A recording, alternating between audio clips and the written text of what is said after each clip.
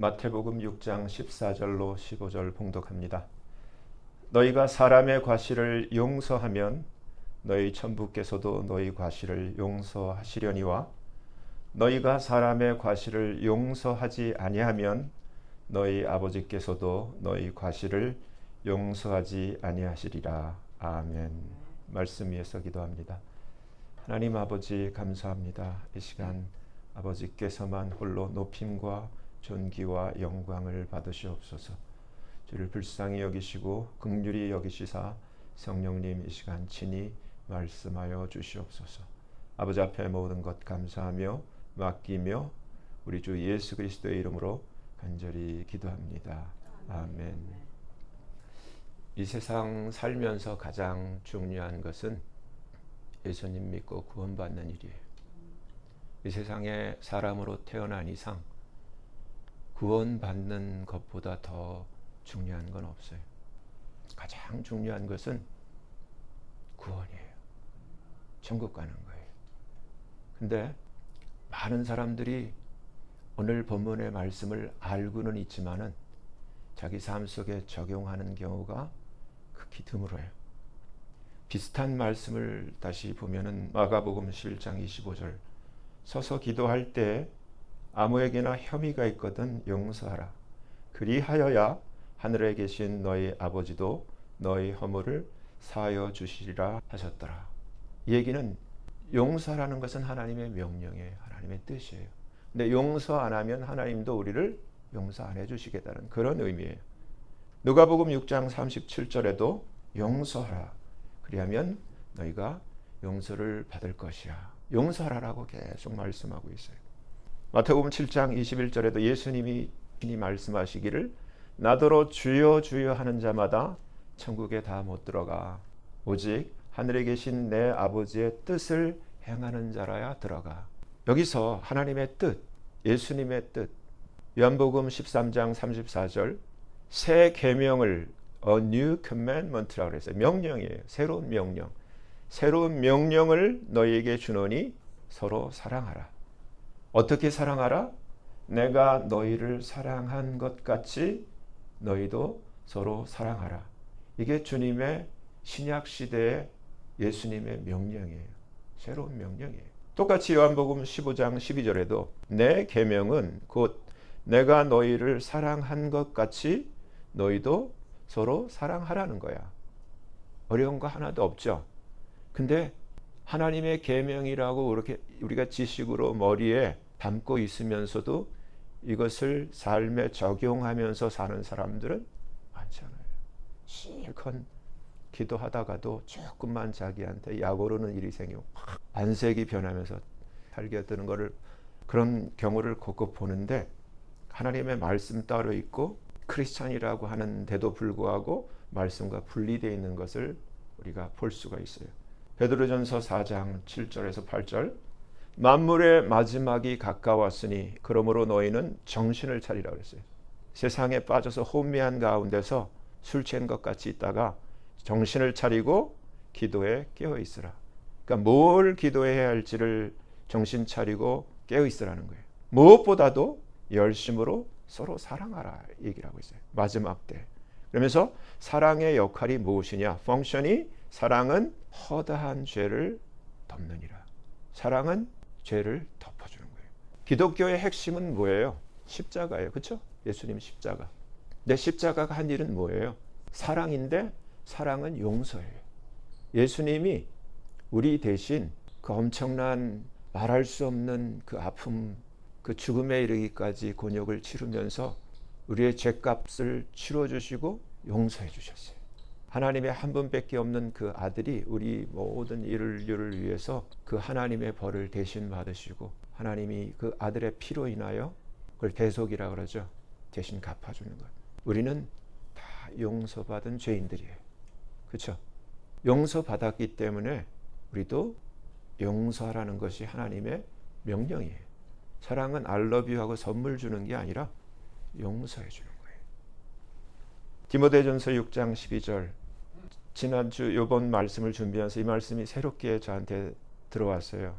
믿음의 선한 싸움이 무엇인가? 열심히 예배드리는 거 그것도 좋은 것이지만은 그보다 더 디테일한 게 있더라고요. 믿음의 선한 싸움이라는 것이 무엇인가? 말씀을 지키기 위해서 넘어야 할 전투와 같은 싸움. 믿음의 선한 싸움을 싸우라. 그리고 영생을 취하라. 그러니까 믿음의 선한 싸움을 통해서 영생을 취할 수 있다. 그렇게 편하게 주어지는 게 아니에요. 이를 위하여 네가 called, 부르심을 입었다는 거예요. 그리고 이게 될까 과연 저와 여러분이 많은 증인 앞에서 선한 증거를 증거하였도다. 성경은 이렇게 말씀하고 있는데 과연 저와 여러분이 우리 일상의 삶 속에서 많은 우리를 보는 사람들, 심지어 이 보이지 않는 영적 세계 천사들과 마귀들 앞에서, 하나님 앞에서 과연 우리가 이러한 선한 증거를 증거하는 이러한 선한 싸움을 싸웠는가? 이 세상에 사람으로 태어나서 구원을 얻는 것보다 더 소중한 것은 없습니다. 왜냐하면 구원을 얻지 못하고 이 세상을 떠나는 모두는 지옥과 영원한 불못의 멸망에 처하게 되기 때문입니다. 오늘날 예수를 믿는다 하고 교회를 다니는 수많은 사람들이 위험천만하게 간과하는 것은 용서하라는 하나님의 명령을 저버리고 용서하지 않은 채 살아가고 있는 것입니다. 만약 이들이 끝까지 용서하지 않고 그렇게 자기 마음대로 살다가 아무런 회개나 용서도 없이 세상을 떠나면 그도 하나님의 용서를 잃게 되어 구원을 잃어버리고 지옥에 떨어질 수 있다는 성경적 사실에 이제라도 정신을 차리고 눈을 떠야 합니다. 기독교의 핵심인 예수님의 십자가에서의 피 흘리심과 죽으심은 우리의 모든 죄와 허물을 용서하시는 대속의 희생이셨습니다. 그리고 예수님께서 우리를 사랑하신 것처럼 우리가 서로 사랑할 것을 명령하셨습니다. 사랑은 허다한 허물을 덮는 용서입니다. 그리고 사랑은 성령의 내주하심에서 맺혀지는 성령의 열매입니다.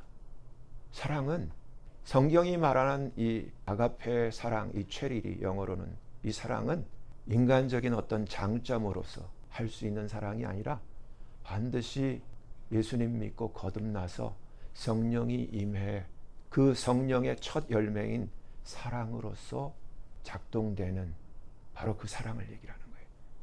그러니까 어떤 사람들은 열심히 있고 어떠한 은사가 있다고 자랑을 하지만은 사랑이 없는 사람이 있어요.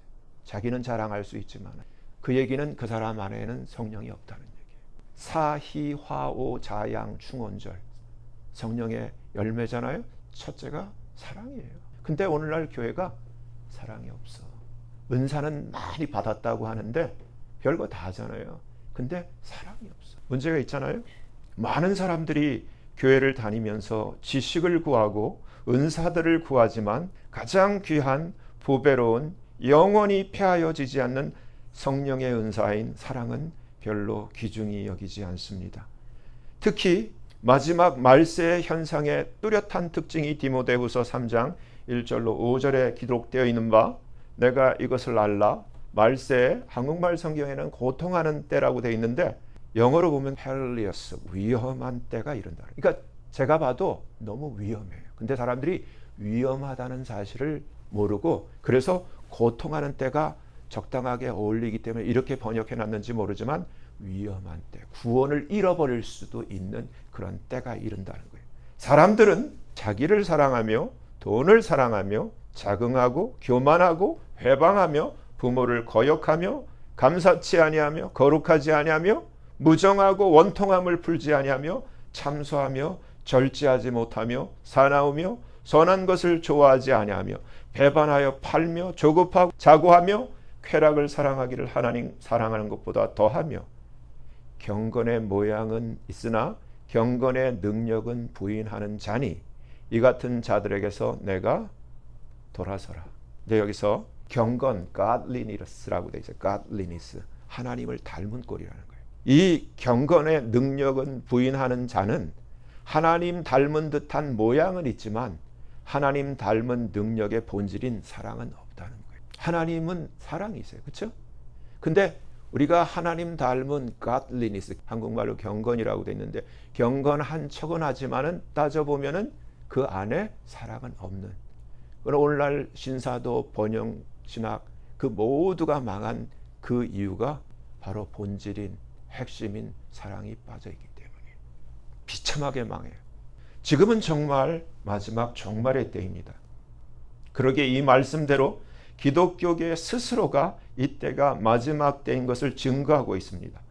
적그리스도의 출현은 아주 가깝고 예수님의 공중 강림과 휴거도 너무나 가깝습니다. 그런데 교회를 다니고 예배에 참석하고 나름 주님 위에 산다고 스스로 여기며 주님 공중에 오실 때 자신이 분명히 들림받게 될 것이라 생각하며 살아도 어쩌면 실제로 예수님 공중에 오셔서 휴거가 일어날 때 택함받지 못한 채 남겨질 위험에 처할 수 있는 수많은 사람들이 있다는 것을 알아야 합니다. 위험한 때.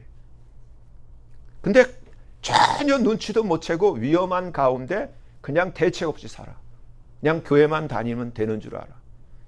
그러기에 그러한 택함받지 못할 불행한 대열에서 이제라도 빠져나와야 하고 변화되어야 하며 하나님 닮은 사랑의 능력을 가진 진짜 거듭난 사랑과 용서의 진짜 참 하나님의 자녀가 되어야 합니다.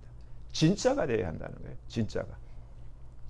여기서 우리가 힌트를 얻을 수 있는 텍사스의 한 여자 목사님의 7분간의 죽음을 통해 그녀가 경험한 간증을 소개하려고 합니다. 여러분 이걸 들으시면서 여러분과 견주어 보시라고 해요. 나는 해당되지 않는가? 저는 이럴 수 있구나. 나는 죽어본 적이 없지만 이럴 수 있겠구나라는 마음에 와닿는 게 있었어요. 저도 회개할 바가 있었어요. 이제 들어보세요. 당신은 구원받았다고 생각하다가 죽고 나서야 구원받지 못했다는 것을 깨닫게 되는 상황을 상상해 본 적이 있습니까? 수많은 그리스도인들을 스스로 알지도 못한 채 지옥으로 이끄는 조용한 죄가 존재한다면 어떨까요? 예수님께서 자신에게 보여주신 것을 밝히는 킴벌리 와킨스의 이야기입니다. 제 이름은 킴벌리 와킨스이고 38살이며 텍사스 출신입니다. 7분 동안 죽었던 그날까지 저는 제가 구원받았다고 생각했습니다. 구원받았을 뿐만 아니라 저는 죄에 흔들리지 않는다고 생각했습니다. 저는 예배 인도자였고 목사였고 아내였으며 부부 상담가였고 가스펠 가수였고 제 삶은 살아있는 사역 그 자체였습니다. 하지만 그날 밤 제 심장이 멈췄을 때 이 모든 것은 아무 소용이 없었습니다. 왜냐하면 예수님께서 교회에서 한 번도 가르쳐주지 않으셨던 것을 제게 보여주셨기 때문입니다. 그것은 제 영혼 깊숙이 숨어있던 죄였고 만약 제가 그때 영혼이 죽었더라면 그 죄가 저를 곧장 지옥으로 끌고 갔을 것입니다. 그리고 가장 무서운 것이 무엇인지 알게 되었습니다.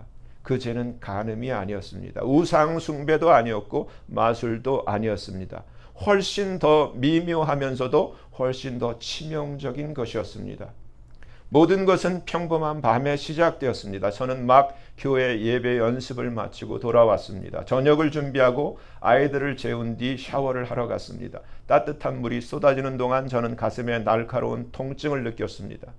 마치 무언가 안에서 터진 것 같았습니다. 쉼을 쉴 수 없어서 바닥에 주저앉았습니다. 제가 마지막으로 본 것은 제 입에서 나온 피로 샤워부스의 뿌연 유리창이 붉게 변하는 것이었습니다. 남편이 몇 분 뒤 저를 발견하고 구급차를 불렀습니다. 의사들은 제가 관상동맥 파열을 겪었다고 말했습니다.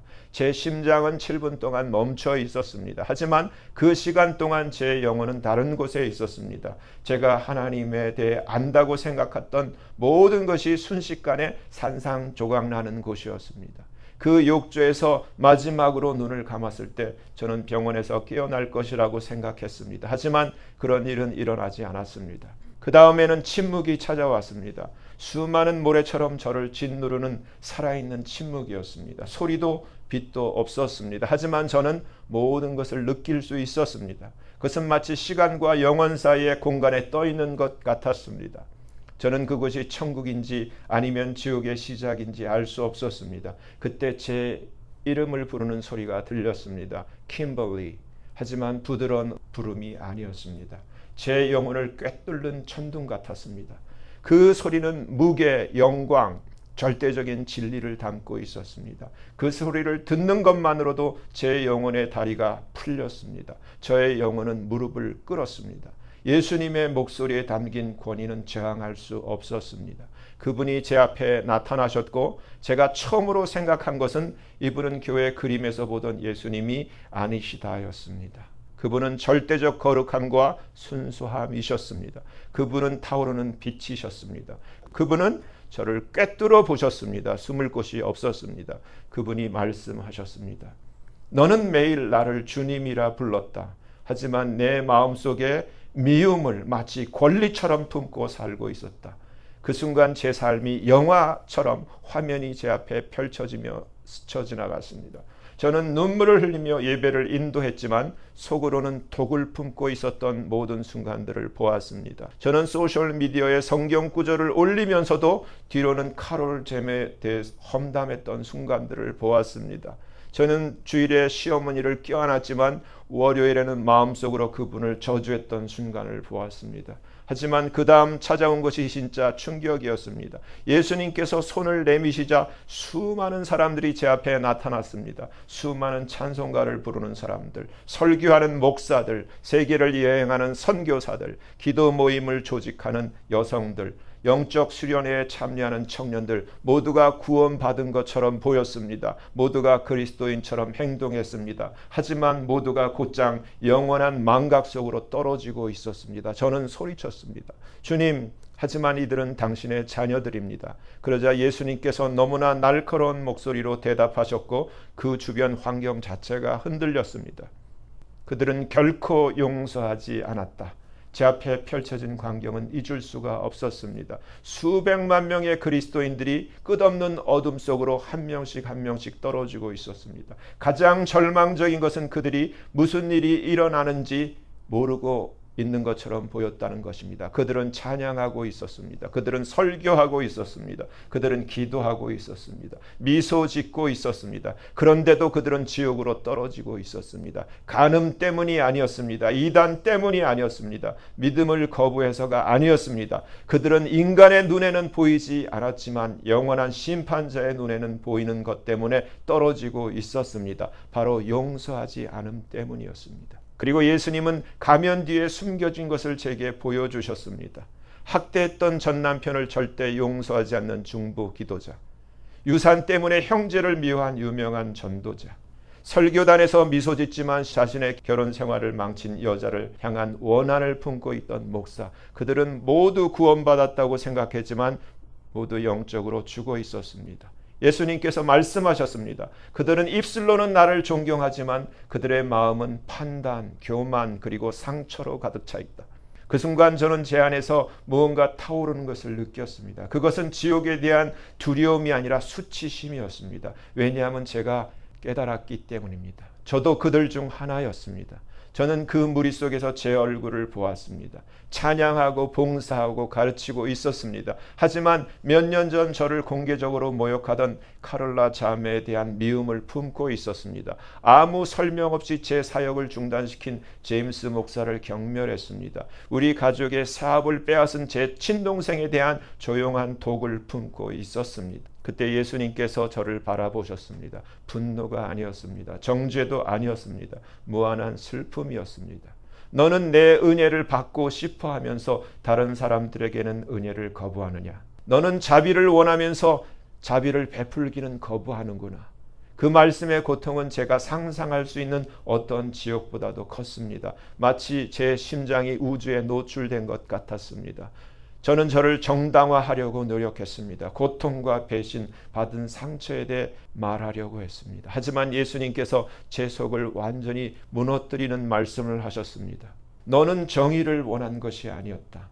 너는 거룩함으로 위장된 복수를 원한 것이었다. 바로 이 순간 저는 깨달았습니다. 지옥은 결코 스스로 용서하지 않은 쓰라린 그리스도인들로 가득 차 있다는 것을. 예수님의 임재는 거룩한 폭풍 같았습니다. 도망칠 수도 거짓말할 수도 흥정할 수도 없었습니다. 그분은 목소리를 높일 필요가 없으셨습니다. 그분의 모든 말씀은 제 영혼에 직접 울려 퍼져 제가 그곳에 아직 존재한다는 것조차 몰랐던 것들을 드러내셨습니다. 너는 내 사랑에 대해 설교했지만 내 마음은 감옥이었다. 저는 울었습니다. 간청했습니다. 설명하려고 했습니다. 주님, 저는 용서하려고 노력했습니다. 저는 그들을 위해 기도했습니다. 저는 그들에게 나쁜 일이 일어나기를 바라지 않았습니다. 그분이 단호하게 저를 막으셨습니다. 너는 말로만 기도했을 뿐 내 영혼은 복수를 원했다. 너는 평안없다고 말했지만 매일 밤 원한을 키웠다. 용서는 감정이 아니다. 그것은 상처가 여전히 피를 흘릴 때조차도 너를 아프게 한 것을 놓아주기로 하는 영적인 결정이다. 그 순간 그분은 어떤 설교에서도 들어본 적 없는 진리를 제게 보여주셨습니다. 내 딸아, 용서는 제한이 아니다. 그것은 구원의 조건이다. 만약 내가 용서하지 않는다면 나도 너를 용서하지 못할 것이다. 그것은 기록되어 있다. 그것은 은유가 아니다. 그것은 영원한 정의이다.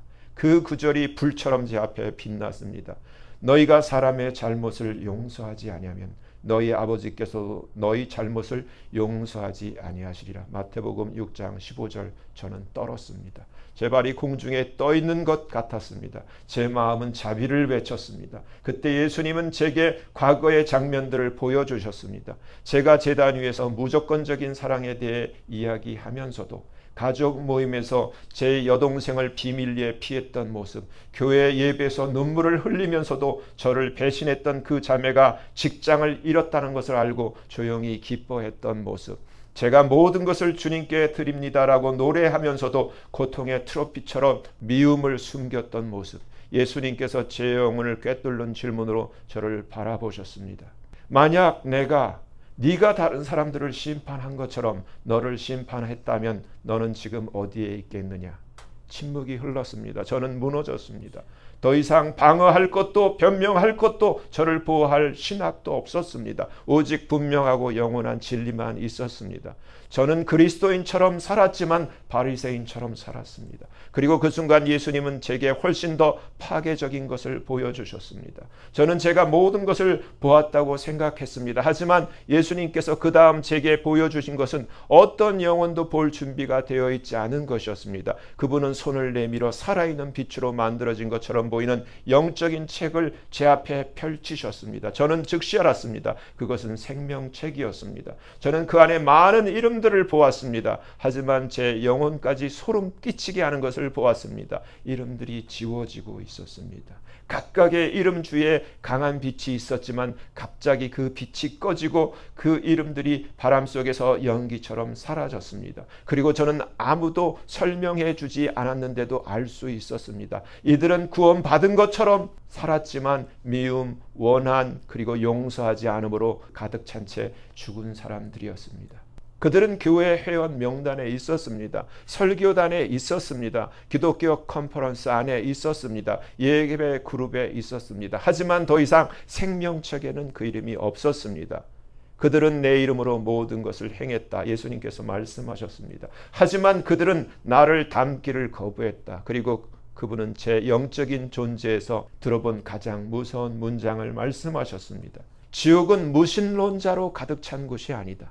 용서하지 않은 신자들로 가득 찬 곳이다. 제 영혼이 산산조각 나는 것을 느꼈습니다. 저는 세상을 판단하고 다른 사람들의 죄를 지적하는 데 보냈던 지나간 시간들을 생각했습니다.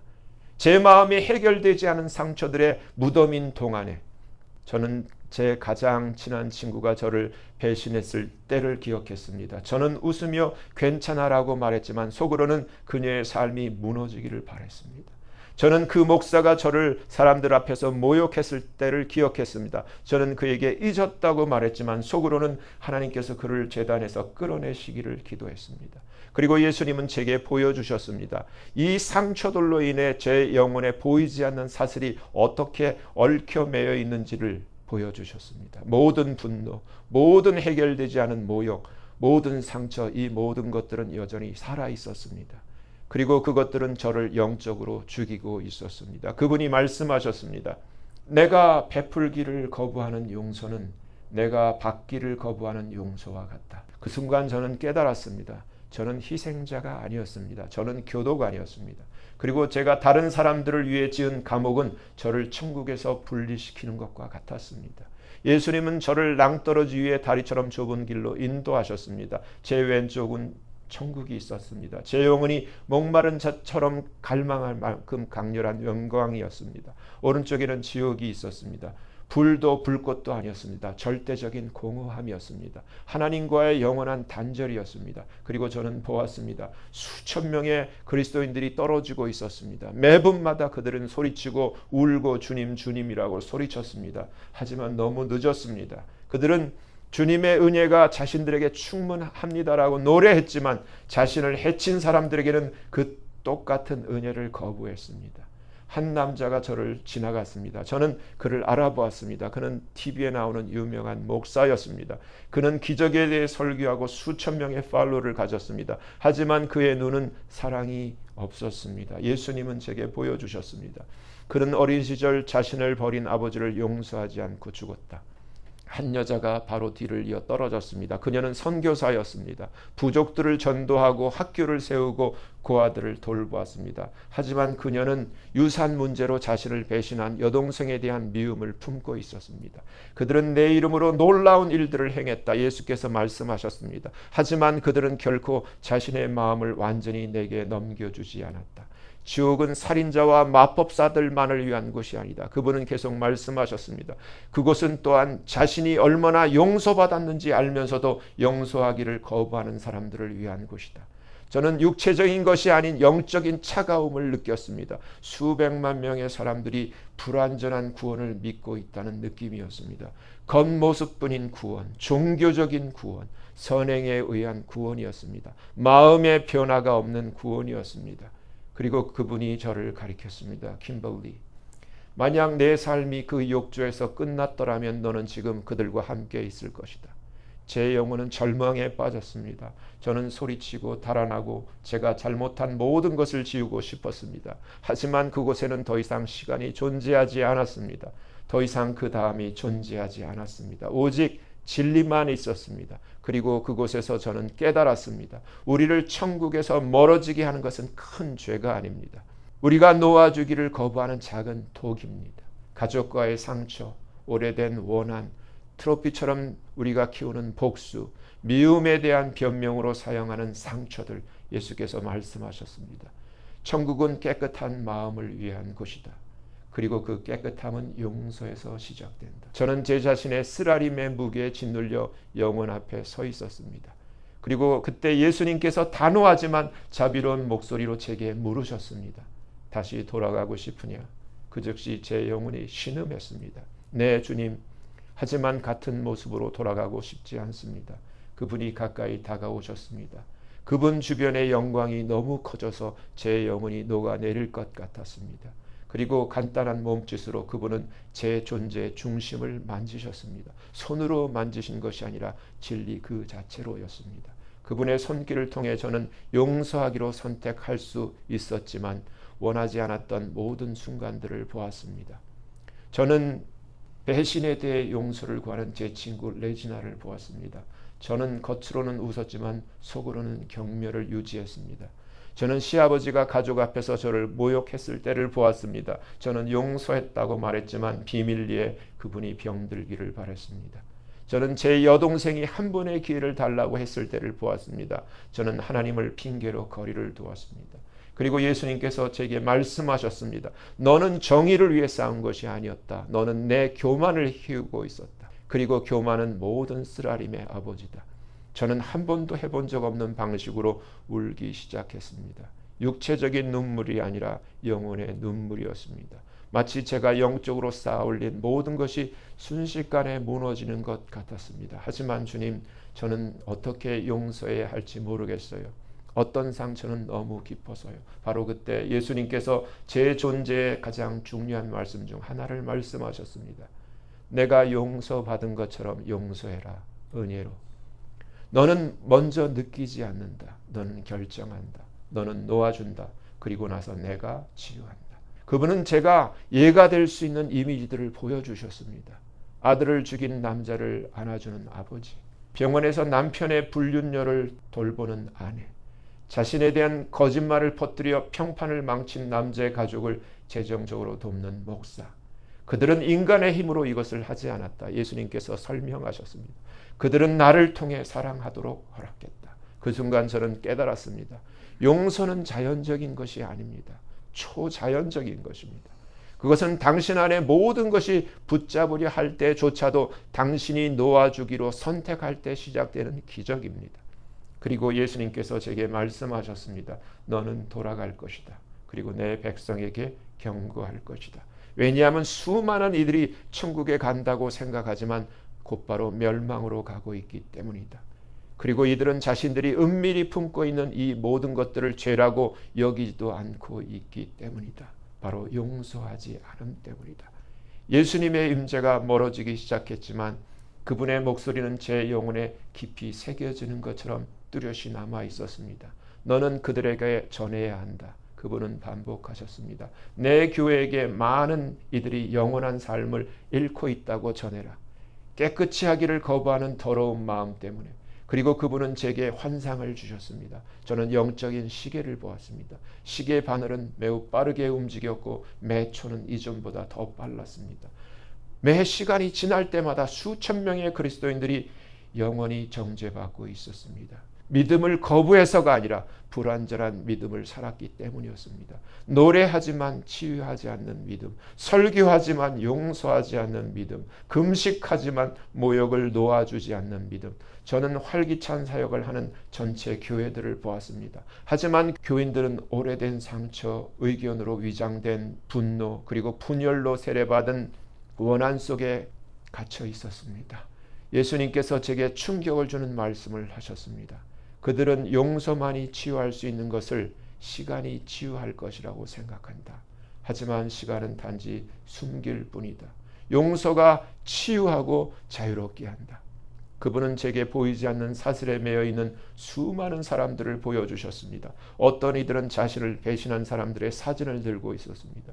다른 이들은 이혼 서류, 유언장, 불쾌한 메시지, 고통스러운 기억들을 들고 있었습니다. 모두가 말했습니다. 저는 이미 용서했어요. 하지만 사슬은 그들에게 여전히 그곳에 있었습니다. 말하는 것만으로는 충분하지 않기 때문입니다. 놓아줘야 합니다. 그들의 행복을 바라야 합니다. 그들을 떠나 보내야 합니다. 그들에게 전해라. 예수님께서 말씀하셨습니다. 지옥은 영혼의 전쟁을 품고 죽은 착한 그리스도인들로 가득 차 있다. 그들이 얼마나 많은 성경 구절을 알고 있든, 얼마나 자주 봉사하든, 얼마나 많은 영혼을 전도했든 사랑하지 않는다면 그들은 내 사람이 아니다. 내 백성의 증거는 열심이 아니라 용서이다. 내 백성의 증거는 은사가 아니라 사랑이다. 그리고 예수님은 제게 영적인 거울을 보여주셨습니다. 그 안에서 저는 제 얼굴을 보았습니다. 그리고 그 뒤에는 제가 용서했다고 말했던 모든 사람들의 얼굴들이 있었습니다. 하지만 그들의 얼굴은 저만 볼 수 있는 흔적들로 얼룩져 있었습니다. 그 흔적들은 제 판단, 저의 쓰라림, 제 숨겨진 비판이었습니다. 그리고 예수님께서 제게 물으셨습니다. 내가 너처럼 너를 그렇게 보기를 원하느냐? 저는 무너졌습니다. 아니요, 주님. 저는 깨끗해지고 싶습니다. 그러면 다른 사람들을 깨끗게 하려. 그분이 말씀하셨습니다. 형제의 발을 씻기지 않는 자는 나와 아무 상관이 없다. 그 순간 저는 다시 끌려가는 것을 느꼈습니다. 섬광이 터졌습니다. 충격의 느낌이었습니다. 제 영혼이 격렬하게 돌아왔습니다. 그리고 예수님께서 마지막으로 말씀하셨습니다. 그들에게 전해라. 용서하지 않는 죄는 용서받을 수 없다. 왜냐하면 용서 자체가 천국으로 이끄는 다리이기 때문이다. 제가 눈을 떴을 때 저는 병원 침대에 있었습니다. 모니터가 삐삐 소리를 내고 있었습니다. 간호사들이 뛰어다니고 있었습니다. 제 남편은 울고 있었습니다. 하지만 이 모든 것이 제가 방금 돌아온 영혼만큼 현실적으로 느껴지지 않았습니다. 7분간의 심정지, 7분간의 천국의 법정, 그리고 제가 거의 모든 것을 잃을 뻔했던 것을 깨닫는 데는 7분이면 충분했습니다. 사람들이 제게 물었습니다. 김벌리 천국을 보셨나요? 전서들을 보셨나요? 저는 눈물을 흘리며 대답했습니다. 저는 천국문을 보았고 그 바로 옆에 있는 낭떠러지를 보았습니다. 그리고 저는 곧바로 그 낭떠러지로 가고 있었습니다. 며칠 동안 저는 말할 수가 없었습니다. 목이 아파서가 아니라 제 영혼이 부서졌기 때문이었습니다. 제 모든 것이 완전히 뒤집혔습니다. 하나님의 영은 저에게 이름, 얼굴, 묻혀있는 상처들을 보여주기 시작했습니다. 극복했다고 생각했던 기억들이 다시 떠올랐습니다. 하지만 이번에는 저를 고소하기 위해서가 아니라 치유하기 위해서였습니다. 저는 편지를 썼습니다. 전화를 걸었습니다. 몇 년 동안 보지 못했던 사람들에게 용서를 구했습니다. 고귀해 보이기 위해서가 아니었습니다. 제 구원이 달려 있었기 때문입니다. 저는 제 평판을 망친 여자를 용서했습니다. 저의 믿음을 공개적으로 조롱한 남자를 용서했습니다. 가족 간의 오해로 거의 10년 동안 말하지 않았던 제 여동생을 용서했습니다. 그리고 용서할 때마다 저를 얽매였던 사슬이 하나씩 부서졌습니다. 용서는 다른 사람에 대한 것이 아닙니다. 그것은 나 자신의 영혼에 대한 것입니다. 용서는 그들이 나에게 한 일을 정당화하는 것이 아닙니다. 용서는 내 안에서 나 자신을 계속 파괴하는 것을 막는 것입니다. 그리고 가장 놀라운 것은 제 몸은 의사들의 예상보다 훨씬 빨리 회복되었습니다. 하지만 진짜 기적은 제 영혼에 있었습니다. 몇 년 만에 처음으로 저는 가벼움을 느꼈습니다. 종교의 가벼움이 아니라 은혜의 가벼움이었습니다. 깨끗한 마음의 가벼움이었습니다. 저는 제 경험을 몇몇 그리스도인 형제들과 나누기 시작했습니다. 많은 이들이 울었습니다. 어떤 이들은 분노했습니다. 하나님께서 그가 용서하지 않았다는 이유만으로 그리스도인들을 지옥에 보낼 수는 없어요. 하지만 저는 차분하게 대답했습니다. 하나님께서 당신을 지옥에 보내시는 것이 아닙니다. 당신이 미움을 선택할 때 스스로 하나님으로부터 단절되는 것입니다. 당신은 여전히 원한을 품고 있는 채 용서를 받을 수 없습니다. 예수님은 제게 보여주셨습니다. 영혼의 쓰레기를 품고 있는 사람들을 위한 천국은 없다. 제가 죽었다가 기적적으로 다시 돌아온 밤으로부터 몇 달이 지났습니다. 하지만 그 경험의 흔적은 저에게서 결코 사라지지 않을 것입니다. 저는 매일 아침 가슴속에 타오르는 질문과 함께 일어납니다. 내가 아직 완전히 용서하지 않은 사람이 누구인가? 두려움 때문이 아닙니다. 제가 그날 다른 쪽 지옥 쪽에 있었기 때문입니다. 저는 원한을 품는 것의 대가를 분명히 보았습니다. 저는 상처를 놓아주지 않고 죽은 진실한 신자들에게 무슨 일이 일어났는지를 보았습니다. 그들은 하나님께서 그들을 사랑하시기를 멈추셨기 때문에 지옥에 가는 것이 아닙니다. 그들은 그분의 임재로부터 그들을 분리시킨 죄를 마음속에 품고 있었기 때문에 가는 것입니다. 저는 간음이나 살인 같은 뚜렷한 드러나는 죄들에 대해 말하는 것이 아닙니다. 저는 미미하고 조용한 죄에 대해 말하고 있습니다. 그것은 이성, 자기의 의, 그리고 해결되지 않은 트라우마로 위장된 죄입니다. 바로 용서하지 않음입니다. 예수님은 지옥이 상처 입은 그리스도인들로 가득 차 있다고 제게 보여주셨습니다. 이들은 성경은 사랑했지만 부모는 미워했습니다. 사역을 이끌었지만 배우자의 배신을 결코 용서하지 못했습니다. 사랑에 대해 설교했지만 상처 입힌 거절을 결코 용서하지 않았습니다. 예수님께서 제게 말씀하셨습니다. 너는 내 제자이면서 동시에 용서의 적이 될 수 없다. 그리고 저는 깨달았습니다.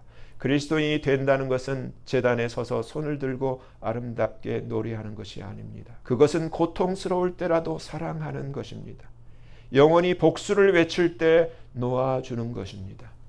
다른 사람이 결코 사과하지 않았을 때조차도 그들을 자유롭게 하는 것입니다. 오늘 저는 저를 해친 누군가를 볼 때마다 이렇게 기도합니다. 예수님, 주님께서 저를 사랑하신 것처럼 사랑하도록 도와주세요.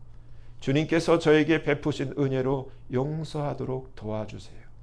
그리고 지금 이 글을 읽거나 듣고 계신다면 당신이 만일 그리스도인이라면 교회에 가고 말씀을 알기 때문에 안전하다고 생각하는 것을 멈추세요.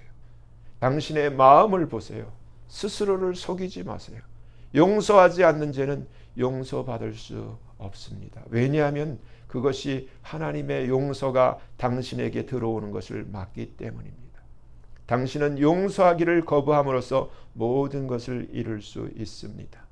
그리고 당신이 할 수 없다고 생각한다면 도움을 구하세요. 그것이 제가 한 일입니다. 그리고 저는 낭떠러지 가장자리에서 예수님의 은혜를 받았습니다. 아직 시간이 있을 때 용서하십시오. 아직 숨이 있을 때 놓아주십시오. 아직 당신의 심장이 뛰고 있을 때 사랑하십시오. 왜냐하면 그것은 당신에게 과거에 무슨 일이 일어났느냐에 대한 것이 아닙니다. 그것은 결국 앞으로 당신에게 어떠한 일이 일어날 것인가에 대한 가장 중대한 것이기 때문입니다. 사랑하는 산소망 가족 여러분, 저와 여러분 모두가 이처럼 용서하지 않음으로 인해 하나님의 용서를 받지 못해 택하심 받지 못하고 들림 받지 못하여 주님 공중에 오실 때 남겨지게 되는 자가 한 분도 없게 되시길 예수님 이름으로 간절히 축원합니다.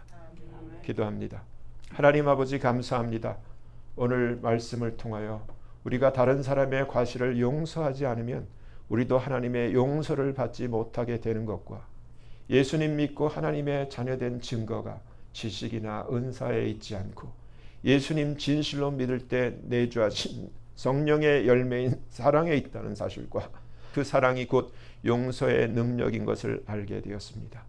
하나님 아버지, 이제부터라도 예수님께서 저를 용서하시고 사랑하신 것 같이 저도 다른 사람들을 용서하고 사랑할 수 있도록 은혜를 베풀어 주시고 도와주시옵소서. 그리하여 제가 예수님 닮은 사랑과 용서의 하나님 자녀가 되게 하여 주시옵소서. 감사하며 예수님 이름으로 간절히 기도합니다. 아멘.